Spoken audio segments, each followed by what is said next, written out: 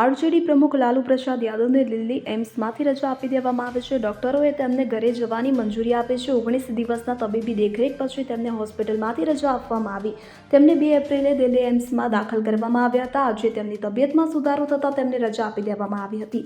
મળતી માહિતી અનુસાર લાલુ યાદવ 4 મે પછી પટના જશે અને 4 મેના રોજ સિંગાપોરના ડોક્ટરો દિલ્હીમાં લાલુ યાદવનું રૂટીન ચેકઅપ કરશે. ત્યારબાદ લાલુ યાદવ પટના જશે. ઉલ્લેખનીય છે કે બિહારના પૂર્વ મુખ્યમંત્રી લાલુ પ્રસાદ યાદવની તબિયત લથડતા તેમને પારસ હોસ્પિટલમાં દાખલ કરવામાં આવ્યા હતા. તેઓ હૃદય સંબંધિત રોગોથી પીડાતા હતા. બ્લડ સુગર લેવલ વધવાને કારણે લાલુ પ્રસાદની તબિયત લથડી હતી. તેથી તેમને તાત્કાલિક સારવાર અર્થે દિલ્હી એમ્સ લાવવામાં આવ્યા હતા.